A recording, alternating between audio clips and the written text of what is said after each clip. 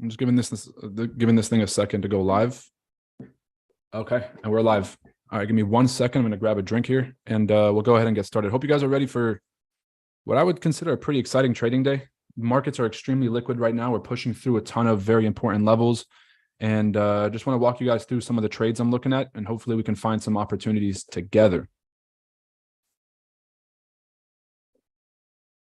I'm currently in this GJ long right now. It's the only trade that I'm involved in. I'm not sharing my screen, am I?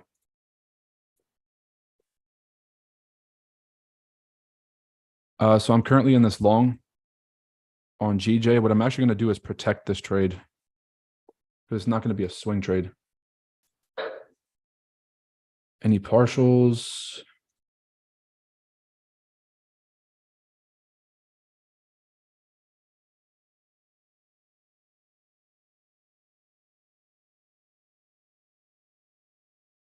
Going about 30 pips, nothing too crazy here. But looks like it's still got some room to the upside. I'm going to close some partials. Get back on here.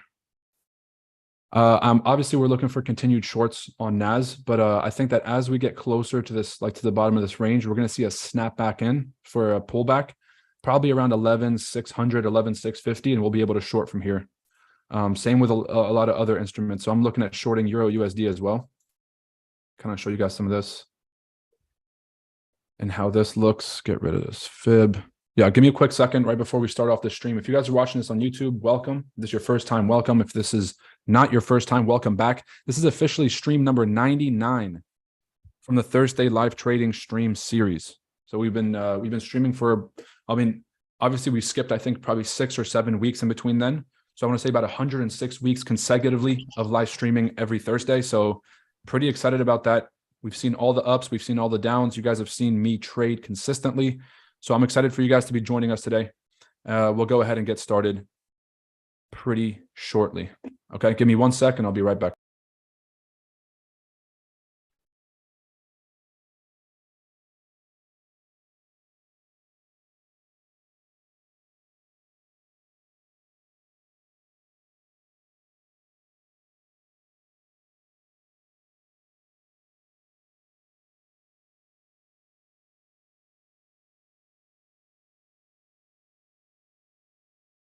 That was faster than I thought. I forgot I had a drink right next to me.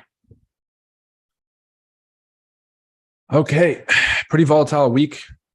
We had retail sales come out higher than expected yesterday. I'll explain a little bit about why markets were shorting and why we were selling yesterday at the 11,850. My biggest regret is not letting this thing turn into a swing trade, because that 850 entry, I think, was going to be the top of this market right here.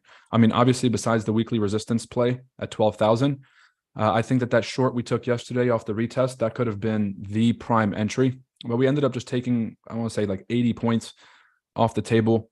A lot of consolidation towards the end of the session yesterday, and then we had this thing massively drop off. So let's go ahead and talk about this real quick. Get rid of some of this extra noise. Get rid of this. Get rid of this.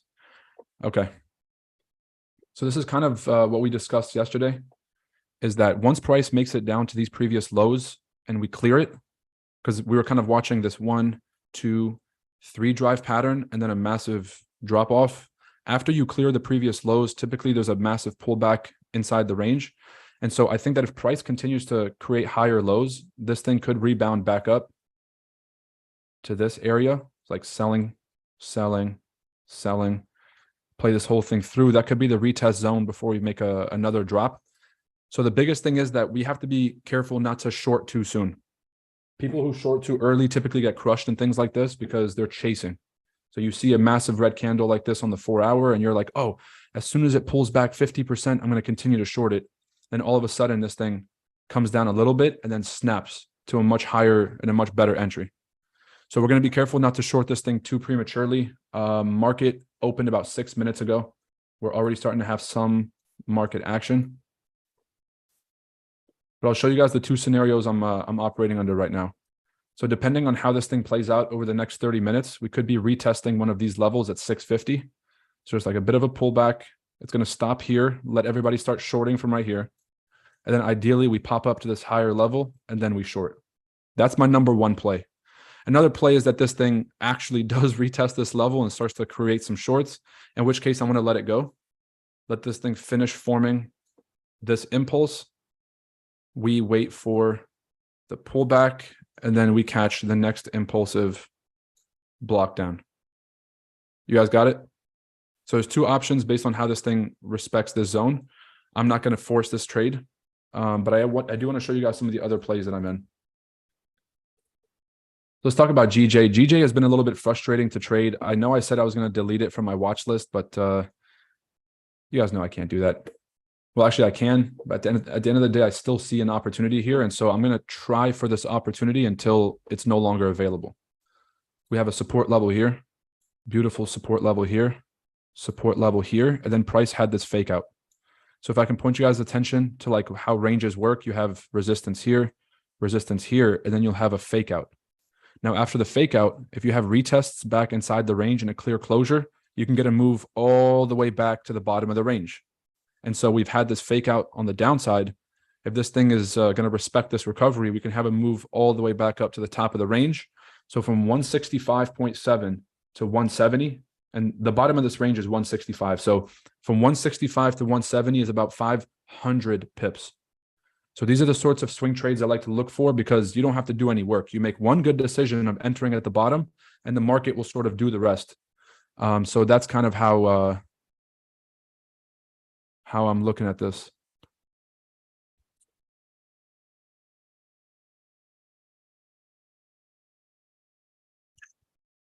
If you guys are watching this on YouTube, welcome back to another incredible live trading stream hosted by Chart Addicts and sponsored by the #1 charting platform in the world for traders, TradingView. It's good to see you guys on here. If you don't know what these streams consist of, we typically like to live trade. I go through different currency pairs in the markets and show you guys some directional biases I have, some potential entries, and then potentially we can live trade on NAS 100, which is kind of like my daily trade, sort of the pair that I trade daily. Everything else, I usually just like look for higher time frame opportunities. If there's something, I'll take it. If there's nothing, I'll typically keep it moving. But on NASDAQ is something that I kind of look at on a regular basis, and I try to trade. So previous area of resistance right here, retest zone right here. We've just clearly broken back through this area, and so we have a lot of room to the downside here, like a lot of room from 11,500 down to 10,700. That's a good 1,000 points. 10,000 pips.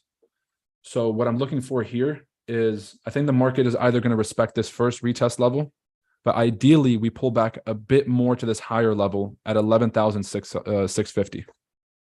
So to kind of line this thing up, head down to the 1 hour time frame, draw a fib from top to bottom of this recent move. And I see that the 78 is all the way up here at 11,700, and there has to be another level here. We got like the 50 and the 61 kind of lining up right at this previous resistance level. I'm going to take the 50 out of the picture here. Leave the 61.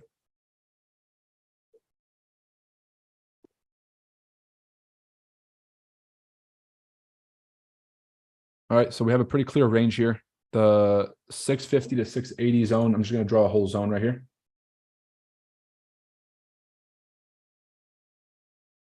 Beautiful.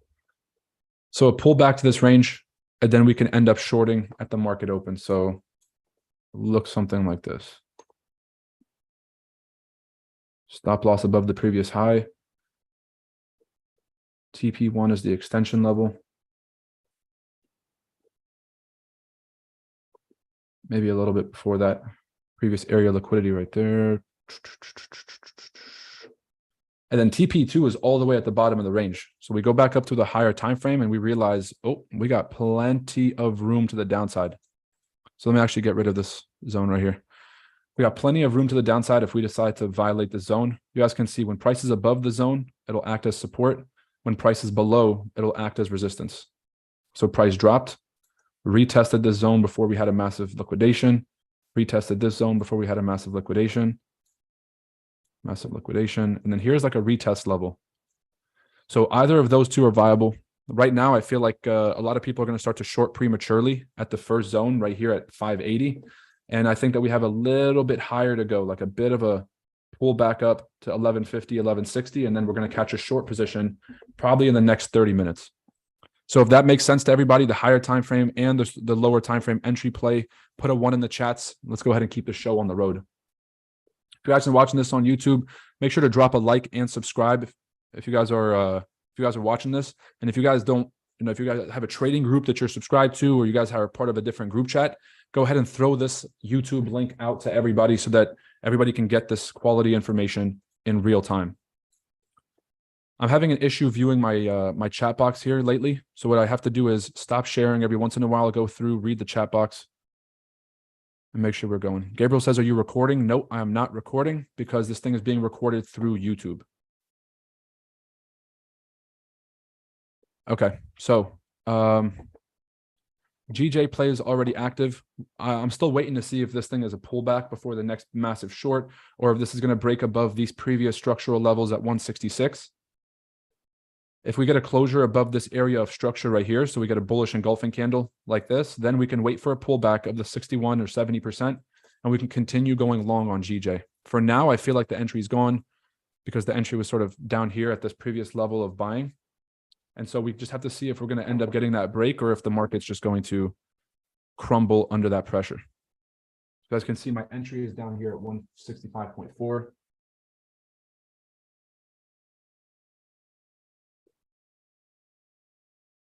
It's a pretty good wick entry here on the 4 hour. So honestly, I'm going to let it go. The dangerous thing, I don't want to say dangerous, but the kind of like more riskier thing to do is to move your stop loss to break even too soon, especially on a pair like GJ, which is extremely volatile and will most likely come back and hit my break even before continuing. So what I've been doing is just sort of looking at these buying and selling zones and just shorting at the top, buying at the bottom, and just securing partials whenever I get a chance. So if I close a third of this trade, I can still walk away with some money. And I've just been taking partials as this thing kind of pushes up 40, 50 pips at a time. All right. So it's a quick kind of side note for y'all. Euro USD. I don't know if we're going to get a massive short, but if you guys look at the DXY, this is the idea that we had earlier this week.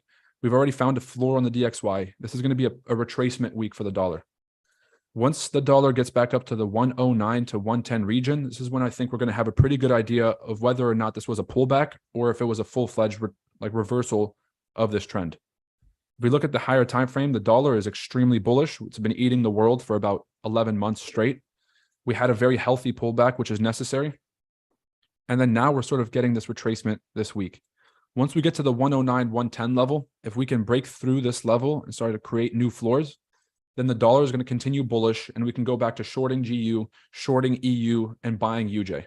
However, if the price starts to create resistance at this 109, 110 level, then I think we have a serious problem here with the dollar reversing prematurely. So I want to point you guys' attention to this. I don't typically use moving averages, but every once in a while,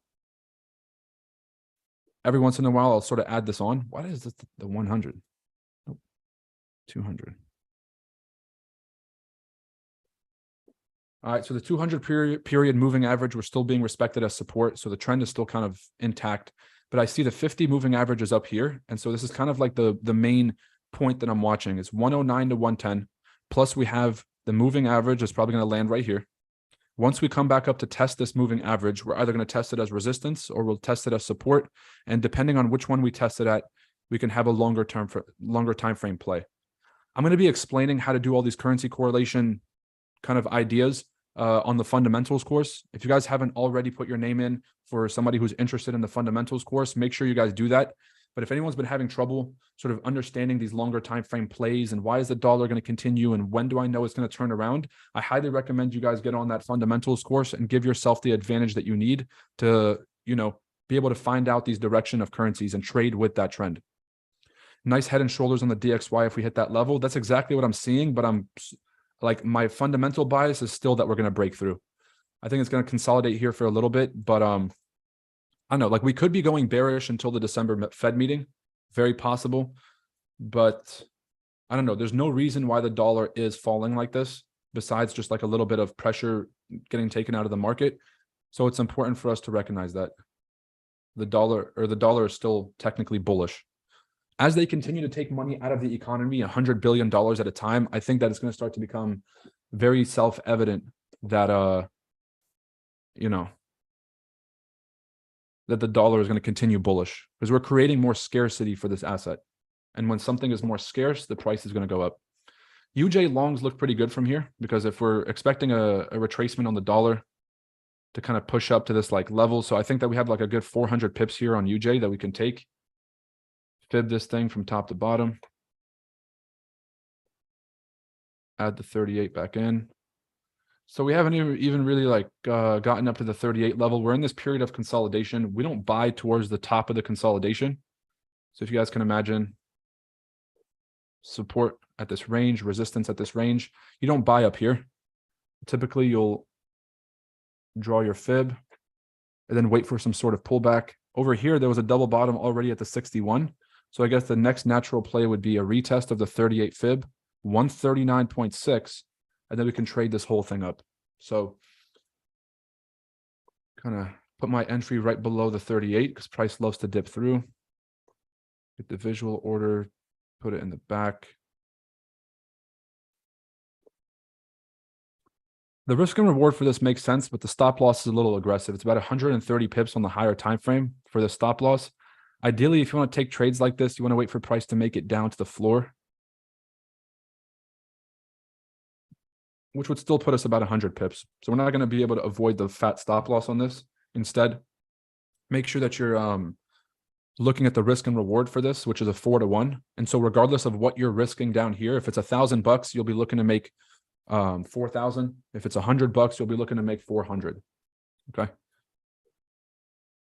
How do we get that course? I need that. If you're a Chart Addicts member, you guys are going to get a massive discount on that thing. And I'll let you guys know because what I'm going to do is I'm going to release it and then I'll be going through the course with you guys step by step if you're a Chart Addicts member and answering any questions you guys have because I know it's going to get a little bulky. This is one of the hardest courses I've ever made. If you guys have watched the crypto course, which if I'm going to assume most of you have not, but if you guys watch that, if you guys see the volume 1 course, those are very, very well put together courses that encompass all the information you need to make money. So this one is honestly one of the hardest courses I've ever put together. If you guys include the summit prep, plus trading, plus all the other things that are going on, plus launching these apps, it is taking me longer than expected. But I'm hoping to have all of this thing recorded by Sunday, have it all fully sent to the production team, and have the production team cook it up and send it back by next Sunday. So hopefully that's the timeline we're working on. Rodrigo said, Roy, that could be NAS retesting a previous daily level. We already went through that. So nothing's really changed materially since then. All right.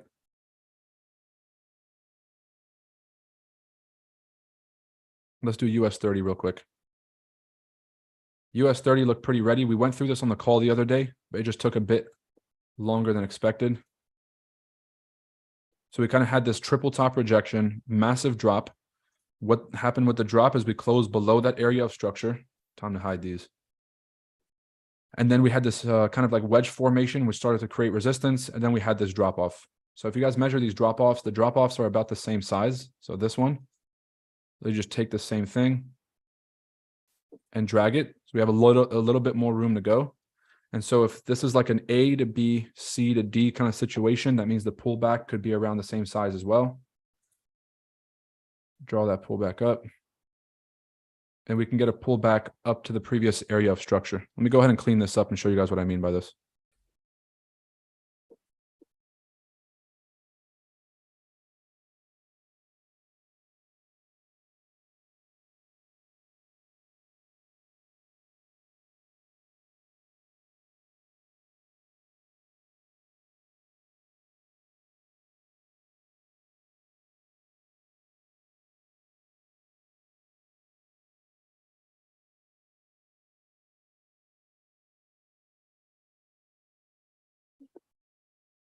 So almost there. I think that we're going to drop first.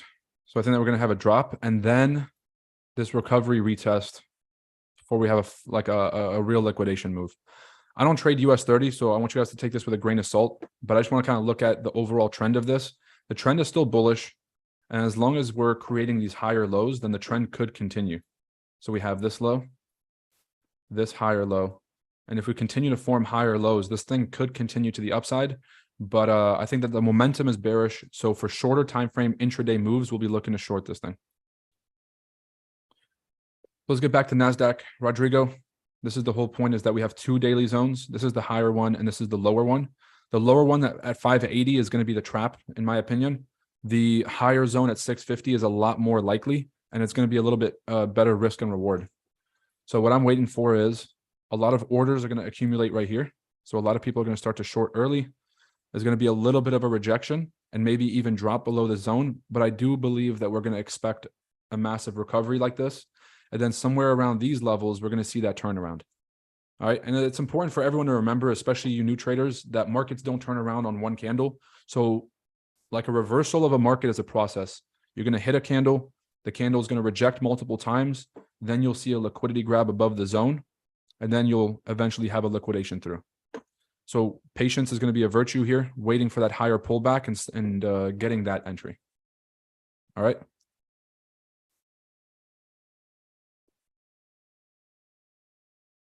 GJ still holding.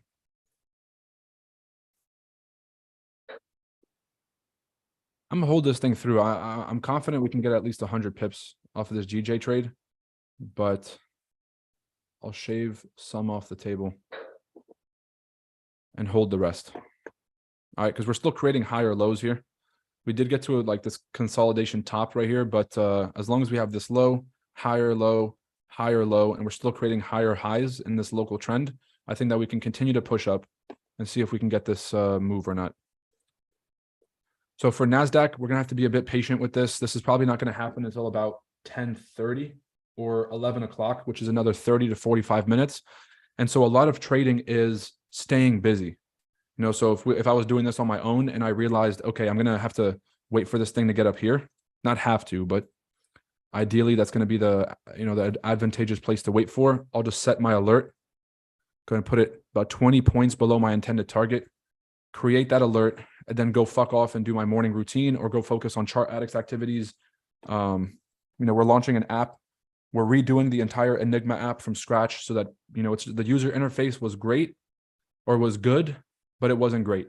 And so we're fixing the user interface. And in the next 3 days, we should have a completely redesigned app with a better user interface and everything. So I'll usually go keep myself busy and do things like that. And then once my alert hits, I'll get a notification on my phone and I'll get a notification on my computer with the sound, and I'll be able to come through and take the trade. But since we're here together, I'm going to entertain you, or I'm going to do my best to entertain you for the next 30 to 45 minutes. So let me know if you guys have any questions. And I don't really just want to get on here and talk because I'm just finding random shit to talk about.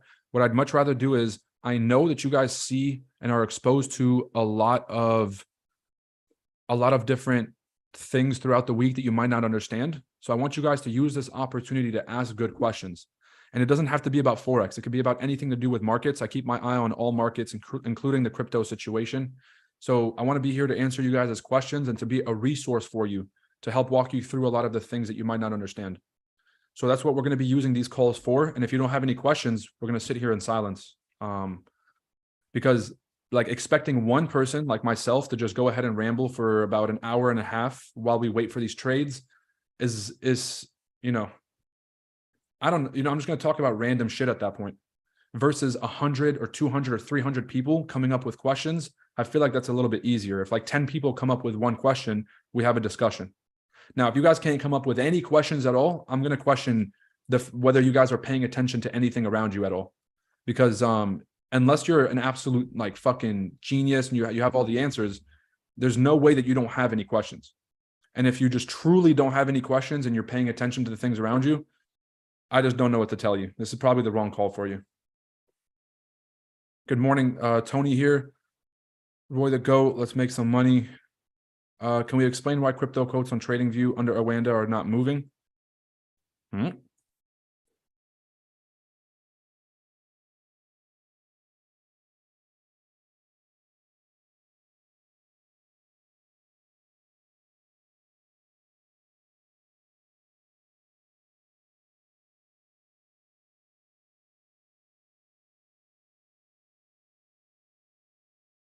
No, they're moving. Oh, this is Bitstamp. Yeah, I don't know. I can't, that's kind of a stupid question. If you go to like a different broker, like Bitstamp, then you'll see the movements. And so if you need to do something on the charts, then find a broker that's active and use that broker's quotes. If you're just doing it out of curiosity, like why are they not like I don't deal with curiosities. Well, I do, but like it's got to be practical. I'm here to help you guys make money, and so it's like don't be wasting your time wondering about shit that has nothing to do with money. Be like, why did they stop these? Like, this one company that I don't use, why'd they stop the withdrawals? It's like, take a look at AU. Well, nope. If you're a Chart Addicts member, you guys can call out trades for me to look at. But for the YouTube comments, I'm not going to do that. How do you find liquidity grabs? My boy, you're laughing way too much in these meetings. I need you to kind of get yourself together. Do you normally listen to their meetings for market impact? Yes, I do. Where's the best place to store our crypto right now is on a hard ledger. So a hard wallet is something that's not connected to the internet. If it's currently connected to the internet, the chances of fraud or the chances of someone being able to access your funds, like one of the developers of that project, is very high. And if you're like, oh no, I trust the developers of that project, then that's not a smart way to think. And so you should be protecting your coins. You should be protecting your money. The whole point of crypto is that in 2008, everybody trusted the banks. Like the banks were the most trusted institutions in the world, and they basically defrauded the entire American public and almost caused a global crisis that could have sent the world into hellfire. And so crypto is kind of born out of this thing that you can't trust other humans to hold your money because they're going to go fuck around and use it to go do whatever they want. And so the whole point of crypto is to not give custody or access to your money to these third-party exchanges, because if a developer has back-end access to your account, they can fuck with your money. So put it on a hard wallet device and get it off the internet as soon as possible and get it off of exchanges. Do you trade the fib on your charts? Not a good question. Like, how are you going to ask that while I have a fib on my chart? Like, come on, guys. This is just getting ridiculous. Do you think it's best to trade one market session during the day when you're starting out to get acclimated to how it moves during that specific time? Now, that's an excellent question. The answer is yes, because of the familiarity. When you become familiar with the players you're trading against and the times that they show up, you can start to anticipate the way that they move and the way that they think about markets. And so that's the advantage that you should be looking to get, which is if I'm trading.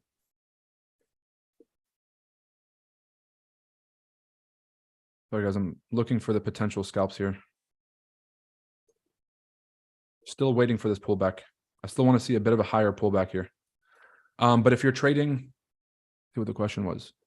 If you're trading against the same people every day around the same time, you'll start to pick up on how they move the markets, and you'll be a lot better off not getting caught in liquidity grabs.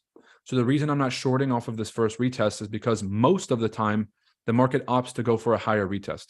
Not always. I could be wrong. This thing drops out of the sky and you know what I'm saying? And I missed the trade, missed in quotations. But most of the time when I'm watching this, you'll have a bit of a liquidity move at the beginning of the session, especially after a massive drop off. And then the market will shoot back up for one more pullback. And I'd much rather wait for that pullback. That's kind of the play that I'm watching for now. So yes, one pair, one session, master that. And then you won't really want to go to other pairs. Everyone's like, I'm just going to master this one pair, then I'm going to go and trade everything. Guys, you don't fucking need to trade everything. You need to master one pair. 100 pips with a standard lot size is $1,000. Now, you guys answer me, why the fuck would you go trade 100 pairs or 3 pairs or 5 pairs or 10 pairs when you can just master one? You only need 100 pips with a standard to make $1,000. You can get those 100 pips on one pair. You don't need 15 pairs. So trading one instrument will give you that advantage. And don't think you're going to master one instrument and it's going to translate to everything else, because markets don't work like that either. Every pair or every trading instrument has a unique personality because of the unique personalities of the people trading it and because of the algorithms that are programmed for that specific pair or for that specific currency. So if you learn the business model of the market makers and how they move that specific currency pair, then you'll have the advantage of understanding who you're trading against and what their motivations are and how they like to move price. Do you know any hard wallets to store crypto? Yep. The Ledger. You can go to, or the Ledger Nano X. So there's two different versions. There's the smaller version that has less instruments that you can, or less assets that you can store on the wallet, and a little bit less storage. And then you have the bigger sized one, which is the X. So the S stands for small. The X is obviously the larger one. The actual Ledger website is usually sold out of these things, but whenever you guys can put yourself on a wait list if they're not available, I'd recommend getting one of these. All right, so for now, this is a great way to own the assets and to store your own private keys. And so nobody can really come in and mess with your coins. Now, the risk with these things is that you have a private key, which is like a wallet password that you have to remember. There's a seed phrase of like 14, I think it's like 15 randomly generated words that you have to keep track of. If you lose the seed phrase or you lose the private key to your account, your money's gone. And so there is one thing to be said about the risk of this, which is a lot of my money and most of my crypto assets are held on a ledger. If I forgot my wallet one day, all my money's gone. So I have to make it, a mission to be able to store my password information somewhere I can trust. Who the hell is texting me? Ooh, good news. Hell yeah. People, I have the most exciting podcast ever today. I'm interviewing somebody who is very well integrated into the investing and trading space. He was the head of investments for one of the biggest hedge funds in the world for about 15 years. And if I told you guys whose hedge fund it was, you'd fucking lose your mind. But I'm going to make the announcement later of who I'm interviewing. This is going to be probably the most high-level conversation I've had on the podcast. So it's going to be pretty challenging for me to kind of like translate what this individual is saying back to English so everybody else can follow along. But when I say that this guy traded FX at the highest level, and he was in charge of the largest hedge fund in America and one of the largest hedge funds in the world. And you guys know, as soon as I said the largest hedge fund in America, a lot of you guys had clicked and you know exactly who I'm talking about. It's not the founder of the hedge fund, but it's the head of investments for that fund for over 15 years. So we'll get to talk about what do people look for in traders at the high level? What are some personality traits? What do they look at in terms of FX? How do they look at, because they use algorithms. Retail, we're out here trading candles and shit. We're fucking Neanderthals. These people, they trade risk models and they have algorithms that help them make decisions. So I'm interested to figure out what is the criteria that they're using to program these algorithms. And I think that that's going to be a very interesting conversation. For everybody who tried to short early, you're about to get crushed. I'm telling you guys, most of the time, we're going to get an extended pullback here. I measured from the top of this trend to the bottom, but I think I need to find a more local zone here. This zone right here to draw another smaller fib. And I want to look for the 88% retracement right here. Excuse me. 11,637, right at my alert. I'm actually going to move my alert down to 35. Not that it matters because I'm right here, but in case I'm off on another screen showing you guys something, I'll be alerted before price gets to that zone. Anyone have any questions so far? We still holding it together? If you guys are watching this on YouTube, make sure to drop a like real quick, just so the YouTube algorithm kind of boosts this thing out to more people.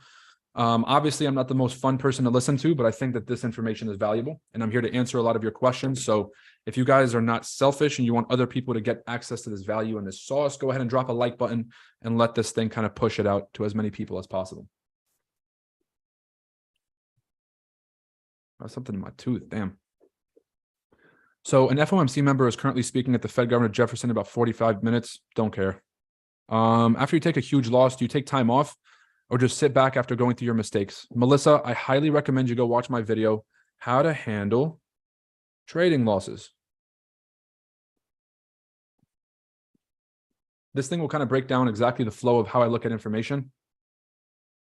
We have a few videos on the website. There's this one, which is from a podcast that I did with Alex G and Lambo Raul that explains losing streaks.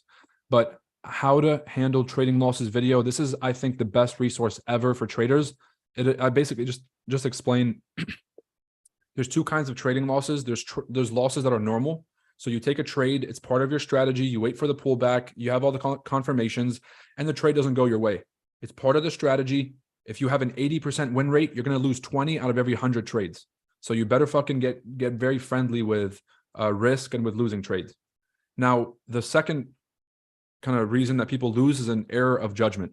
So if you as a trader are over leveraging, over trading, you're entering prematurely, you don't have the patience, whatever it is, then that's a different kind of mistake, and you should kind of work on that specifically. And so the losses that are part of your trading plan, you can just move on after that. Kind of chalk it up, see if there's anything you could have done better, and then just keep it moving. The losses that are as an error of judgment, you have to take time to journal those. What led you to do it? What was the trigger? How did that trigger manifest itself? Like, did you lose a trade or 2 trades in a row and that led you to start over trading? And then how did you handle, and what was the emotional response during, before, and after? So you made a bunch of mistakes, the fog cleared, and you're like, oh my God, I did so much damage to my account or whatever. You're starting to feel bad about yourself. You have to journal that flow. Now, when you see it on paper, you're going to start to understand that, like, okay, the reason that I'm tripping out is because whenever I lose consecutive trades, it's a trigger that leads to an emotional response, that leads to an action, and that action has built a habit in my trading. So then once you can become aware of this and take this subconscious mechanism, put it in your prefrontal cortex, and become consciously aware of the actions that you're doing, you can stop doing those actions. You can start to build a better plan forward. But the first step is identifying where the trading loss came from. Is it a normal part of your system? You followed all the rules and it still didn't work out? Or was this an error of judgment? All right, so I hope that makes sense.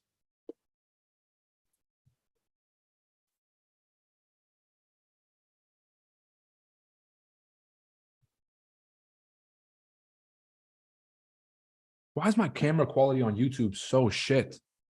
Fuck, I hate the streaming thing so much. Gotta find a better way to get this done. What does your personal coaching include? I'm interested in learning from you. If you want to learn from us, you can just become a Chart Addicts member for $59. Save yourself a lot of headache. When you want to come deal with me, it's because you have something personally in your trading that you haven't been able to solve yourself, and you need an outside perspective and someone to be a little bit more straightforward with you. And so my coachings are really only for the folks that are kind of at that, I don't want to say end of the road, but somebody who's like genuinely committed to that progress. Because if you guys get on a one-on-one call with me, I don't sugarcoat shit. And that, I feel like, is what most people are used to. And so you're going to be paying a bunch of money to kind of get told the truth. You're going to be uncomfortable and stuff. It's not for everybody. If you're looking to learn how to trade for $59 a month, you get access to a call like this every single day. Like, we do these live trading calls every day. If you don't learn something on these calls, then trading is just not for you. So for $59, you can actually just do that. Now, if you've been trying to learn consistently and you realize that knowledge is not the issue, it's more about your application of this information, and you're kind of having some trouble, sticking to a consistent plan, or you keep going back to the same bad habits, that's when you come and see me. That's when we're going to build a plan forward. And that's when we're going to kind of get you over that hump. Now, there's another kind of trader that I've been enjoying very much to work with, which is the person that wants to do the level up. So you already have success in your trading. Everything's kind of working well. You have a funded account. You've taken a few withdrawals out, but you're looking to continue the success. You're looking to maintain the success, or you're looking to kind of grow and get to the next level. I've been having a lot of fun doing personal coaching like that, because we can have higher level conversations, and I can help you kind of identify the principles that are working for you and codifying those into like a rule set for yourself. And then looking at the problems you have and kind of identifying the biggest like triggers for those problems and helping to make those specific adjustments. So there's 2 kinds of people. You're looking at the end of the road, you're pretty frustrated. You just need to break to the next level, and you kind of just need to get to that point. And then the second one, which is you're already at that point, you're trying to break to the next zone. You're trying to like level up in your trading. When looking for entries, what's the lowest time frame I should be looking for at breakup structure? So that's a very specific question. What should you be looking for? Your strategy is your strategy. I can't tell you what to look for.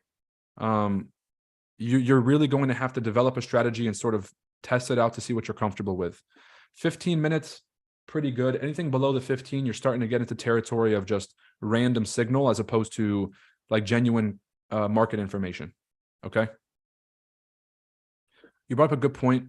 Who does control these prices throughout the day and how? It's market makers. Market makers basically are allowing us a playground to trade in. And by allowing us this playground to trade in, they manipulate price in different areas in order to entice retail traders to play the game, and then to eventually lose money and provide kind of fuel to the system. So we're basically just like fuel for the system, because we lose a bunch of money. Not we. Sorry, if I can let me clarify this. Most retail traders are liquidity for the market. When you encounter a situation like GJ and is in now, do you choose where you exit when there are several locations where it could stop? No, well, the thing is, I especially when I'm trading currencies, I look for a higher time frame play.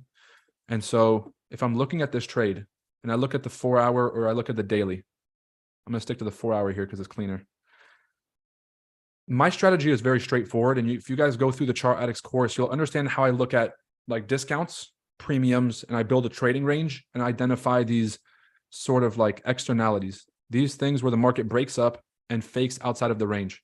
Now, whenever the market breaks outside of that range, you'll have a pullback back inside and you can trade it all the way down. So this is like a ping pong inside the range. When it hits the top, it'll come all the way back down to the bottom. When it's at the bottom, it'll eventually come all the way back to the top. You'll have a fake out, but then once the retest hits, you'll go all the way back to the bottom.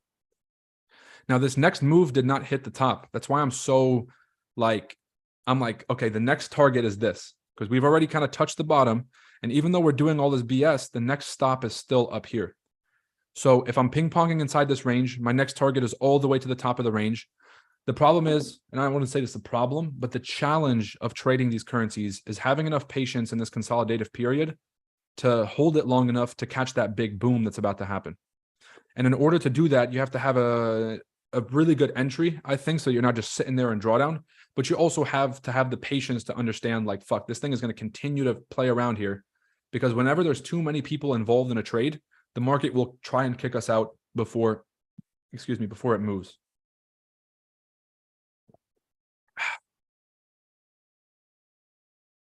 So if we're kind of looking at where the next target is, halfway point is my neutrality zone, 168. That's going to be my next target. And then above that, it's 170. So that's why I'm not looking at these smaller time frames, sort of these local zones, like this area of consolidation here, even though this is the area where I'll be taking partials and things like that, because this is an obvious reversal point. I know that at some point we're going to have to break above this zone. And I don't trade breakouts. Like, I don't want to buy it up here thinking it's going to break up. I'm going to keep buying around this level. And then the one time it does break out, then I'm in the gold or I'm in the blue. All right. So this is kind of the playbook that I have, is look at higher time frame plays and just hold these things and let them really play out. So I have my stop loss and break even on that GJ trade, because if the market does continue to the upside, I have zero risk right now and an unlimited upside, about 500 pips. However, if the market does want to come back and hit my break even, I lose nothing and I can go look for a second attempt. So my trading strategy is very like, I'm at peace now, people. All right. I reached the top of the mountain. I'm at peace. Not every day. Some days I'm fucking pissed off, right? Some days I'm kicking because I got kicked out of a trade that just ended up running for 500 pips. But that's the emotional control that's needed, is to accept that in advance. So if I don't take this Euro USD short right now off this slowdown of momentum, I can't be mad if it drops for 100 pips, right? Because you can't be mad about not scoring when you're not shooting, right? If you're not going to shoot and, like, you know what I'm saying, go for attempts, you can't be mad at not scoring. So that's what I remind myself. I can't be mad if this thing runs for 1,000,000 pips without me, if I made a conscious choice not to enter this trade because of whatever reason. All right. That's the whole shtick. All right. Nas has given us that pullback. Again, we literally have to kind of just watch grass grow here until we hit that level. Make sure you guys are liking and subscribing this video if you guys are on YouTube. And if you guys are a Chart Addicts member, I just appreciate you guys pulling up. You guys know we do this daily. Listening to my voice, hopefully it's getting easier over time, but I feel for you. I have sympathy for you. All right. Hopefully I can find ways to make this a little bit more entertaining over time. Actually, let's do something fun. Fuck it. Fuck it. All right. Here's what we're going to do. Let's do a giveaway. One person is going to win a free month of Chart Addicts. If you're an existing member, then your next month is going to be waived. We'll give you a coupon code. You'll waive your entire next month of Chart Addicts.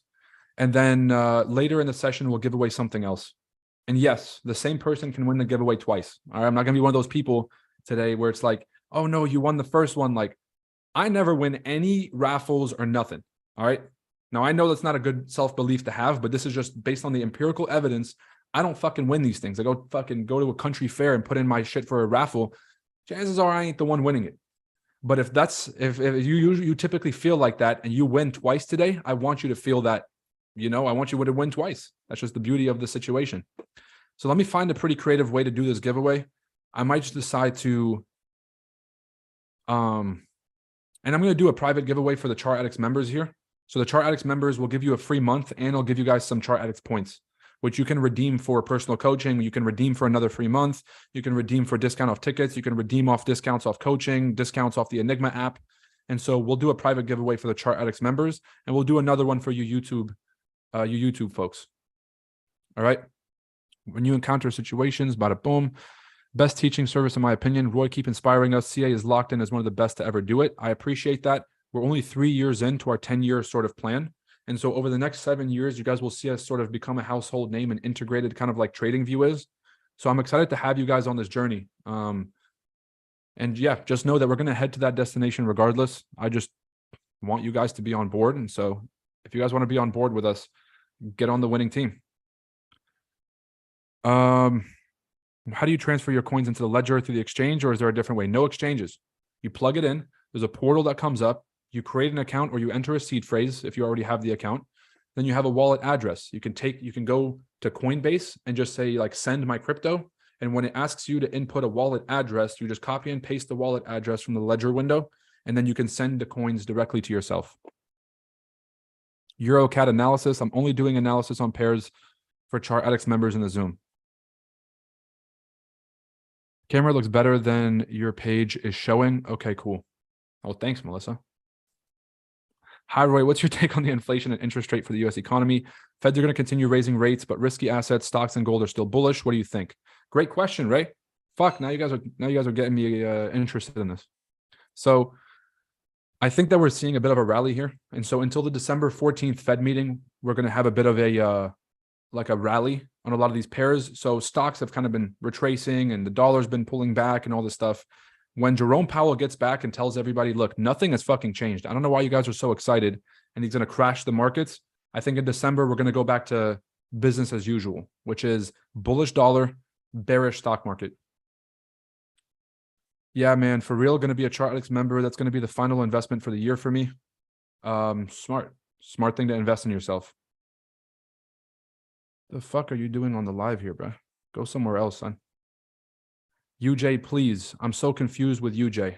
That's not a fucking question, bro. If you're like in this desperate state where you can't even type out a sentence because you're so like involved in the trade that you're doing, that's the first step, is to take a step back and to evaluate what you're doing. Are you over leveraged? Are you over trading? Are you overexposed? Did you go too big? Do you not know how to trade? And if you can figure out where the issue is, then maybe you can ask a better question like, hey, I don't know how to trade structure. Could you explain it? Whatever. I'd like to see what it's like in your group. Look, Chart Addicts is not for everybody. We're not like we're not Walmart.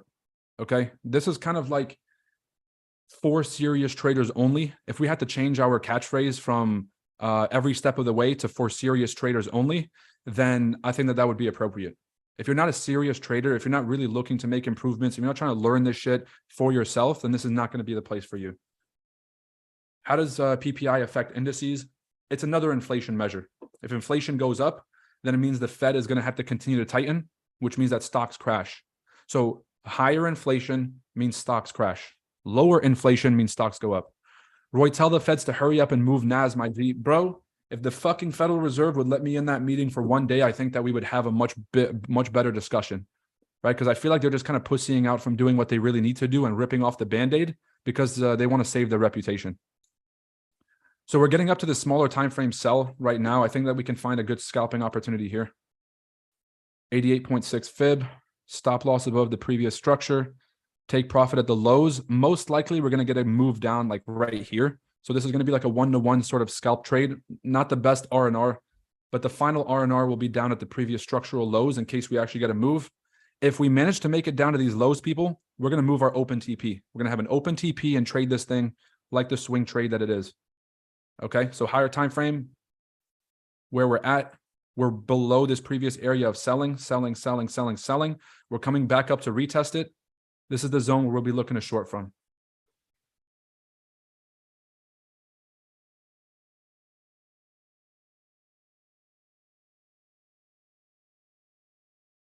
Hold up, somebody fucking...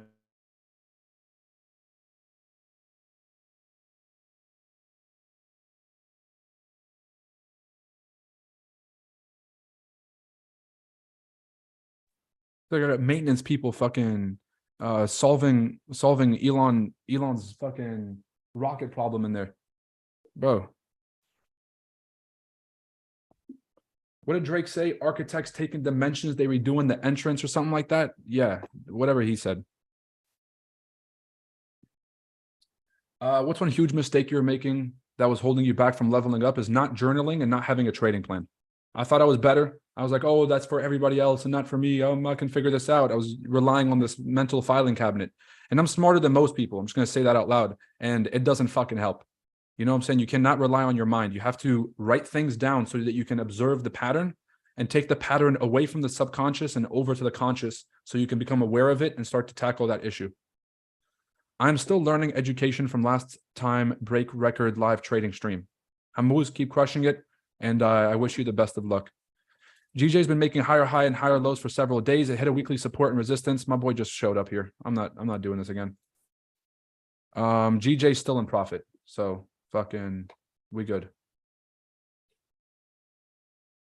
I don't expect GJ to fly to the moon off of one candle. So we got to be pretty. Why wouldn't it push down further? The morning it broke out of the ascending channel and retested. Why wouldn't it push down further? I don't know if you're asking the right question. Like, why doesn't GJ do this one thing? That's a losing battle. I want to start to scale into this because we're at the 78% fib. We're at the 78% fib. And even though we could go up to the 88%, I think that kind of like trying to wait for this last 3 points in order to get the scalp trade when it's already a 1-to-1 kind of like low trade. What I'm going to do is I'm going to scale in. So if you guys are going to throw like a standard, for example, I would throw a 0.3 here, and I'm going to throw a 0.7 at the higher entry. So I'm going to start to scale into this NASDAQ. And if we lose the first trade, I always give myself 2 trade opportunities during the session. If I lose the first one, I'm going to catch the second one and make my money back. If I lose both, I walk away. So pretty straightforward sort of method here. All right, we're pushing up a little bit, and I'm going to start to slowly scale into this trade.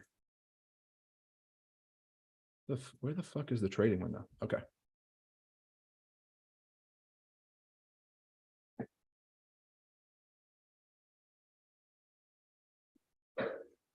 And let me walk you guys through where my stop loss placement is going to be. Stop loss placement above the previous highs. You can go 670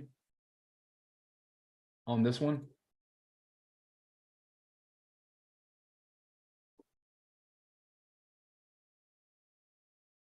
Yeah, for this scalp, I'm going to go 670 and maybe even a bit lower, like 660, something like that.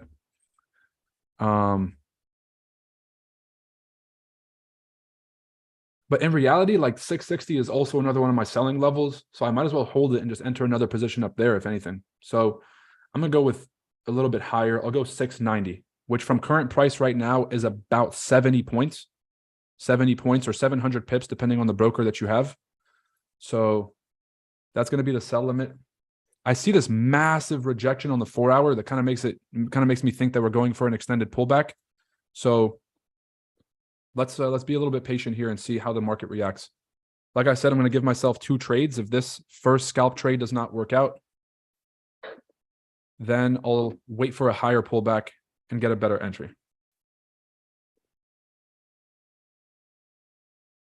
If I can remove everything and just kind of show you guys the idea for this, is there's a support level right here. Okay. There's this massive support level here. And then there's another one right up here. So the market kind of bled, and a lot of people were trying to short a little bit too early down here on the breakout. So the market's kind of pulling back. Now we're shorting this thing because I'm expecting this thing to pull back to this buy zone. Now, if it comes down to this buy zone and it creates a higher low, then it has an extended pullback before we short. But if we short from right here and the market breaks through this previous area of structure, then we can wait for the next pullback and then enter another retest, and the bearish trend will be intact. So right now we're sort of shorting prematurely. I understand it's a little bit early compared to where the move is, but we've retested about 60% of this previous candle. This big bearish 4-hour candle, we've retested about 60% of it. We could push up a bit higher, but I think that this is going to be the move that we need in order to get a drop. Okay, so thank you. See, this is why I love TradingView, the #1 trading platform in the world for traders. All right, I got the alert on my phone. I got the alert through email, and I got the alert on my screen. We finally hit that price point that we were looking at 640. And now we just have to be patient and see if we get that rejection that we're looking for. So price is right at the 88.6. One more position for me. I'm not doing a full position on this trade. I'm just kind of going through, like, typically if I would throw a like a 2 standards, for example, right here, I'm throwing a 0.8 total. All right. Because I'm just going to take this scalp opportunity. Now, if the market does reject all the way back down, it gives us a nice wick and we see a continuation of this trend. We start to break down into like the 500 level. That's when I'm going to just hold the trade and just leave it open. It'll turn from a scalp to a swing trade. But just right now, with the way that we're looking at this is going to be a scalp opportunity. We're going to see like a little bit of a rejection here. We'll be able to protect the trades and take partials and then kind of wait this out to see if we're going to get a rejection or not. But it's the moment of truth. We hit that 88% fib, entered that second position, entered that first position. We're in both. I'm looking for a move down to about 590, 580 type area. Then what I'm going to do is I'm going to close this 78 entry, protect the 88 entry, and hold the top one. Some advanced risk strategies for you Neanderthals.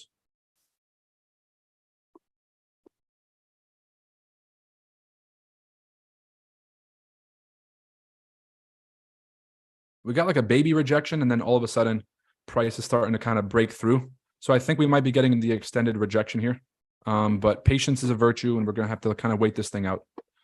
So while that cooks on the stove, let's see if there's any more questions. I passed my funded account in a week and never lost a trade, but as soon as I got the live, I'm in drawdown. Sometimes it's hard to deal with losses. Well, you have to go watch that loss video and understand, is the loss a function of your trading account? Because if you won 10 trades in a row, unless you have 100% win rate, which nobody does, you're going to have a few trades that are losers. So if let's say you have a 90% win rate, which is absolutely phenomenal, that if you take 100 trades, you're still going to lose 10 of them. And so what if all 10 of those came back to back?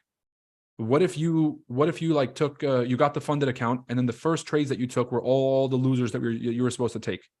That's the importance of risk management.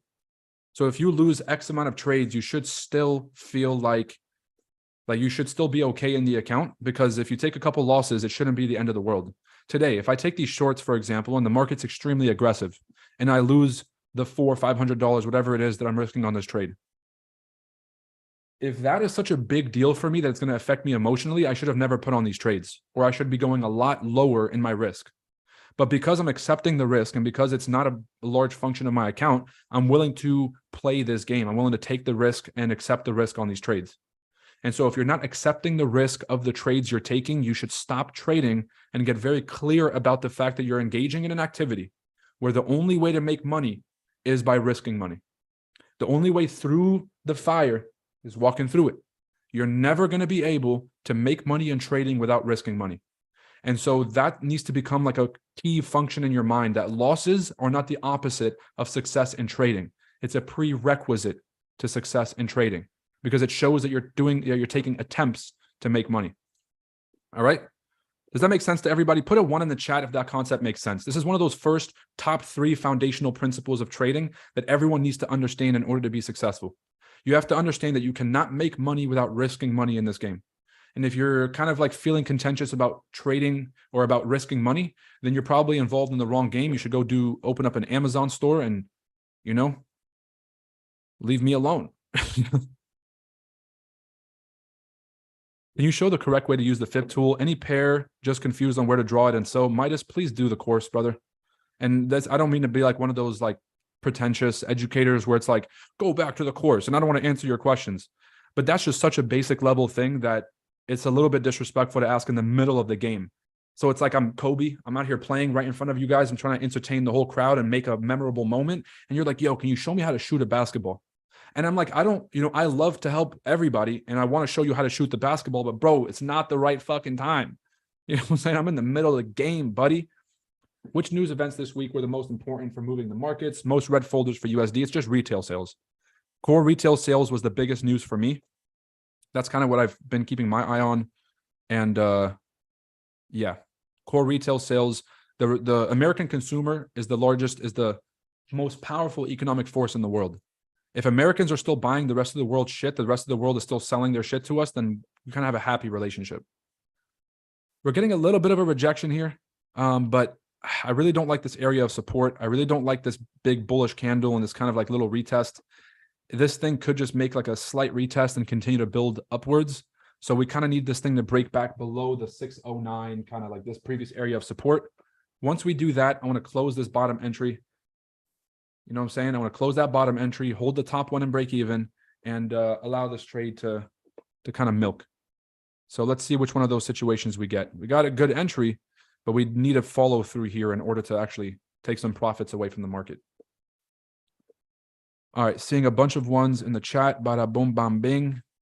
I have perfected entries. My main challenge is holding. How do you deal with that? If you have a great entry and you're trading in the direction of the trend, move it to break even and hold that shit. Okay. If you got a shitty entry and you're having trouble holding, that's pretty natural, right? Because you're going to be in a ton of drawdown. You're going to be in a world of like up and down and up and down. And it's going to make things a little bit harder.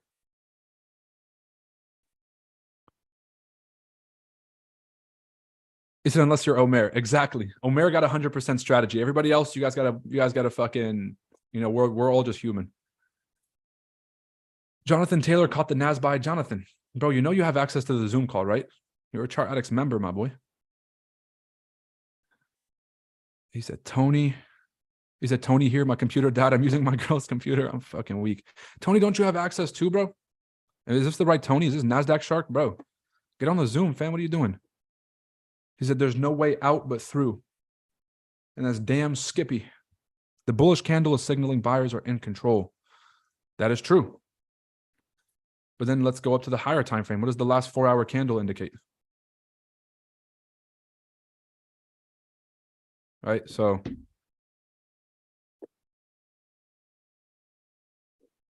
and Brad, get the fuck off of this stream. Bye-bye. Fucking scammers. All right, there's that follow through. God, very few things in life piss me off. If you defrauded our company and our members and you're just like not, you know what I'm saying? Like, what the fuck makes you think that you're welcome back on these streams? That's the type of shit that just gets me pissed off. All right, we got that rejection. I'm going to show you guys my risk management strategy. Okay, I'm going to take the bottom entry, the worst of the two, and just close it out.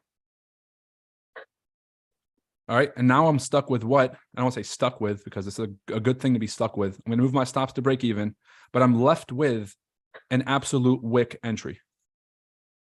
All right, so it's only a 0.4. It's about $100. If this thing bleeds to the downside, a couple $1,000 on this trade off of risking probably like 120. Very low risk trades today. All right. So I'm going to allow this thing to play through. We already had a bearish engulfing candle. I want to see a bit of a retest of this previous candle, and then I want to see this thing continue to drop. The next target for me is going to be around the 560 level, which is about 30 more points away. So I literally have the wickest of wick entries, and I managed to close the first opportunity in profit. And so now I'm going to trade. I'm in a position where if this thing hits break even and the day is done, at least there's blue on my screen. Now, if this thing continues, I have the wick entry of wick entries. And if this thing continues to run, I have zero risk and unlimited upside. That's the game I prefer to play. Now, some people will be like, oh, just leave it open, bro. Just fucking YOLO it, bro. I'll see you in 3 years if that's your strategy. He says, let me in, bro. What? Ain't nobody in the waiting room, man. I got my eye on the waiting room. Do you look at the daily on NAS? Yes. This is actually a daily play that we're catching here. And if you guys can kind of like, if I can just redraw this real quick for you guys. Chart Addicts members, you guys know exactly what I'm about to show here, but discount premiums. We got the discount down here. We got our premium up here. Oh, sorry. We got our premium right there. Secondary resistance, secondary support, whatever. I'm going to take those out of the picture. Excuse me. This is kind of what we're looking at here. Selling zone. Selling zone. potential selling zone. That's the reason we're taking this trade. Now, obviously, we scaled down to the smaller time frames to find an opportunity, but this thing could decide to play out or could decide to create a few more rejections here. So maybe putting it in break even wasn't the best idea, but we're going to get a few more retests here. So we'll be patient with these opportunities.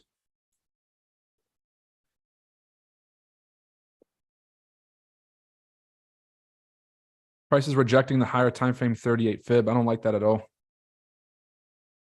We're getting a retest now of this candle. And here's the beauty of getting the wick entry is that typically retests will happen between 60 to 80% of the previous candle, and a reversal is going to break through. So if this thing reverses, it's going to hit my stop loss or it's going to hit my break even, and it's going to continue going up. But if there's a retest and I have my stop loss and break even, it's not going to touch me because it's going to sit here around the 80% of this previous candle, but it'll never break above the highs. And so I'm protected from the retest, and I'm also protected from the reversal. All right. So what we want to see is this current green candle here on the 5 minute sort of collapse back down, create a wick to the upside and just keep dropping. If it doesn't, then this is just one of those days where, very unclear market movement. We'll have to wait for a higher time frame confirmation, in which case we'll come back when it's ready.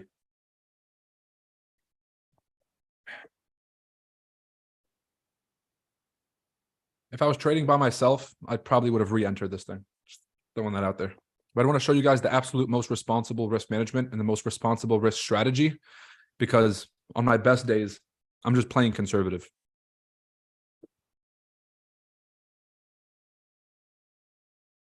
Now we'll just mess around, wait for that follow through, and see if you guys have any questions here. CA members, anything you guys want to see?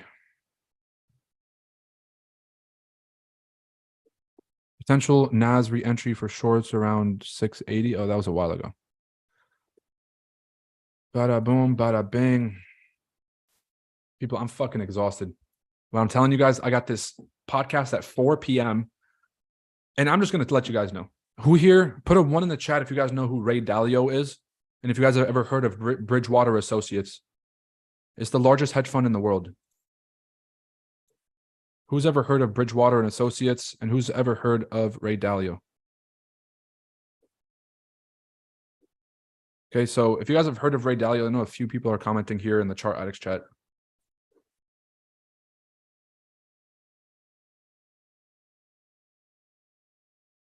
Anybody on YouTube? Have you guys ever heard of Ray Dalio? You guys have heard of Bridgewater Associates? If NAS does continue up, what then would you still be looking for shorts? Melissa, great question. Give me a second. I'll get back to this. I'm not interviewing Ray Dalio before you guys start to lose your minds, but there is somebody that I've been in contact with. He was the head of Bridgewater and Associates. He was the head of Ray Dalio's personal investment team for 15 years. He was the head of the FX trading arm of Bridgewater and Associates for about 7 to 8 years. He's the one that hired all of the current trading teams at Bridgewater. They helped develop the algorithms that they still use, the risk models and everything else. And so I'll be interviewing the head of investments later today and kind of just picking his brain. That's going to be very exciting. I'm very excited to have a high level conversation, and I'll try to keep it in plain English for everybody so we can all stay on the same page. Now let's talk about the scenario where the market just kind of cracks our break even. The answer is yes. I typically form my ideas on the higher time frame. So just because the smaller time frames are trying to kick and scream and kick a lot of traders out of the trades, it doesn't mean I'm going to give in. I'm most likely going to re-enter this trade off of the stream for shorts, unless we create a new floor. The only way I would start to look at this thing as a buying is if we break above this level, the 680, and create a new floor, or if right now we get this rejection and price starts to create higher lows. So if we start to create a higher floor here at this 38 fib, then most likely we're going to push back to the upside. So I'll be shorting at the highs at these key levels. All right. And then once the market makes it to a buying level, if it refuses to break, that's where I jump out of the trade or I protect it. But I still believe in this trade. I still think we can continue shorts from here. So patience is a virtue. Patience is a virtue. I'm telling you guys, if I was trading by myself, I'd have re-entered like 5 positions here. I'm kind of sick. Right there. 609. Nice rejection. We get one more candle here, people, and I think that this will be a pretty straightforward trade. You guys can secure some partial profits on your end, and we can kind of call it a day.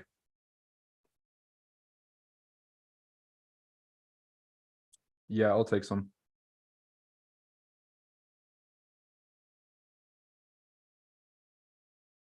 I mean, it makes sense to short the stock. Yeah, guys, all right, let's talk about some crypto news real quick. The Coinbase CEO just sold 1.6 billion, or sorry, $1.6 million in Coinbase shares. Actually, never mind. 1.6 million is not that much. That's spending money for these guys. So maybe not that big of news, but a lot of these crypto companies are insolvent. And so I highly recommend that if you guys are holding crypto assets, to hold them off of an exchange. If you're in the US, Coinbase to me is still a reputable company, but just based on what's happening in the industry, like I look at financials. And so because Coinbase is a publicly listed company, I can go to Coinbase's financials and I can see exactly what assets they're holding on a quarter by quarter basis. Now, the biggest fear is, what if they're fucking lying about their financials and they're fudging the numbers? It makes it very hard. So I personally would take all of my coins off exchange. If you insist on having recurring buys, because I have every Friday, I have recurring buys. I do that on Coinbase because Coinbase has made it easier. Let's do a Coinbase balance sheet. I want to show you guys something that I still haven't been able to put together. And it's very, very, like this is one of those things that just completely, my mind just goes blank and I just don't have an answer for it. And I hate when that shit happens. But you look at the annual balance sheet for Coinbase. Let's actually go down to the quarterly. These are all in billions, right? So 111 billion total assets. I want to show you guys this. So the end of last year, they only had $21 billion of assets under management. In Q1 of this year, they had 20 billion. Tell me why in Q2 of this year, they jumped from $20 billion under management. So there was like 18, 21, 20 to 105 fucking billion dollars. Like, so I'm interested to figure out where the fuck this money came from and if it's even real. If it's on their balance sheet and this is legitimate assets under management, Coinbase has money. And it's getting higher. Q3 of this year, we went up to $111 billion. So from 20 billion at the beginning of this year to 100 billion. And this was the peak of the market. So it went from 18 billion to 21. 21 was supposed to be the peak. And then it started to go down. So this should have kind of like stalled out at 20. I just want to fucking know where this money came from. But as far as we can tell, they have 105 fucking billion dollars in the bank. And so they're solvent. They have money for us.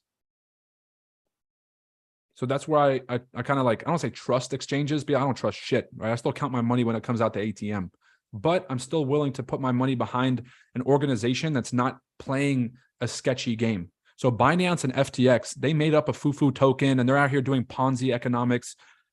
Coinbase never really did that. They never launched a Coinbase coin in order to fundraise. They publicly listed on the stock exchange. They had to file with the SEC, and that's how they were able to fundraise. And so I feel like if you're taking the harder road and you're doing things responsibly, I'm not as worried about you as I am about all these other companies, you know? All right, we're getting a nice follow through here. Who's in this trade? If I can get a show of hands, who is involved in this short with me? Just so we can kind of get like a head count here.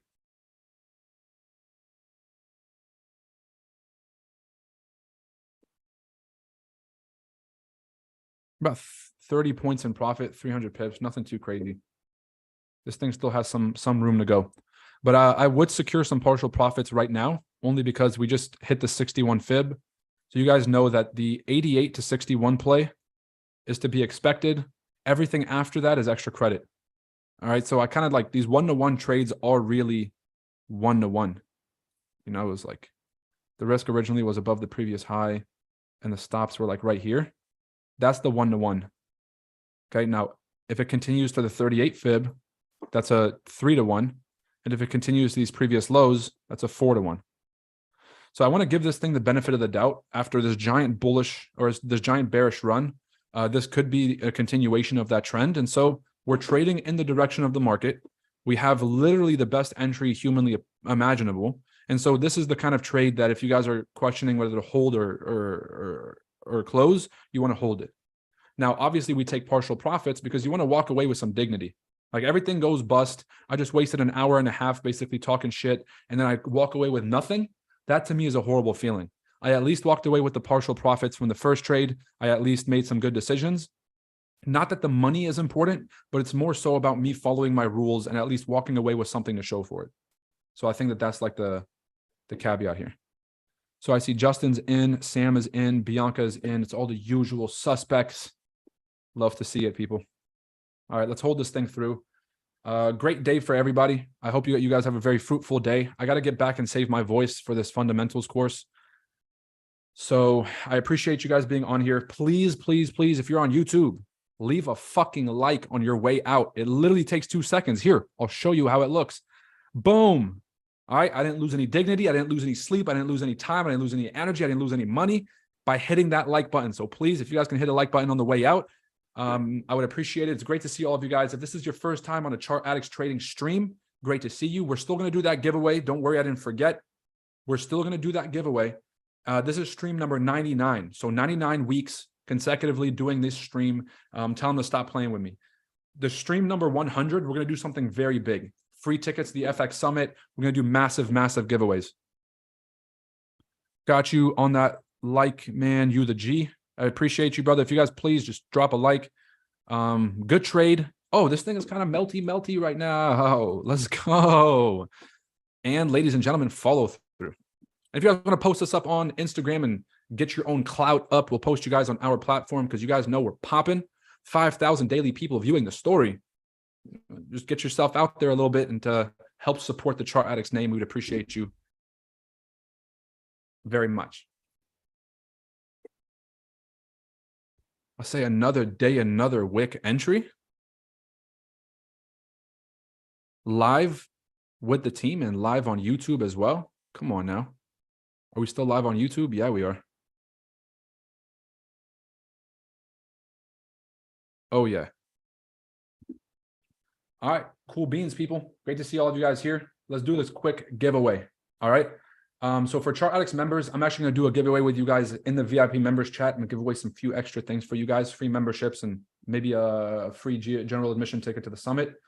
The rest of you Neanderthals, stick around for just one quick second on the stream and let's go ahead and do this. I'm going to... Okay. Here's what I'm going to do. It's pretty tough, but I'm going to do random number generator. And I'm going to have this thing pick any number between 1 and 30. And then what I'm going to do is I'm going to count from the bottom comment of when I click enter. And I'm going to count up 30. And whoever the name is, that individual is going to get the free membership for 1 month of Chart Addicts. You guys got it? Chart Addicts members, I told you guys we're going to have a special giveaway for our team here in a second. So no more messages. Hold off for a second. Guys, stop fucking around. I see you out here, typing in 15 messages. Give it a sec. Let's go ahead and do this thing right now. The last message that I see here is from Andy. So this is where we're going to kind of count it up. All right, 30. You guys see the random number is 30. It just randomly generated a number. It's 30. I'm going to count up from Andy. So we're going to start with you, Andy. 1, 2, 3, 4, 5, 6, 7, 8, 9, 10, 11, 12, 13, 14, 15. So Daniel's 15, 16, 17, 18, 19, 20, 21, 22, 23, 24, 25, 26, 27, 28, 29, and 30. Melissa from Boston. Melissa from Boston. Okay. Melissa from Boston, I need you to email us or DM us on IG to claim your free month of Chart Addicts membership. What the fuck? Info at chartaddictsfx.com. So Melissa from Boston, chartaddictsfx.com. Melissa from Boston, you got a free membership to Chart Addicts for a month. So go ahead and message us at info@chartaddictsfx.com or DM us on IG and you can come and claim your free month. You've been active this entire call, so I'm actually very happy to see that you won this. I like to see deserving people win these raffles, but obviously it's all luck and you guys kind of saw it here live Great to have you guys on the stream. We'll do a massive giveaway next week, and I'm going to bring you guys some of the best guests. You guys might see Q or somebody on here next week. We'll kind of make it happen. Okay. Chart Addicts members, I got a bigger surprise for you guys in the chat. So I'll see you guys here shortly. Happy and safe trading. Don't give back your profits, you Neanderthals. And I'll make sure to see you guys on the next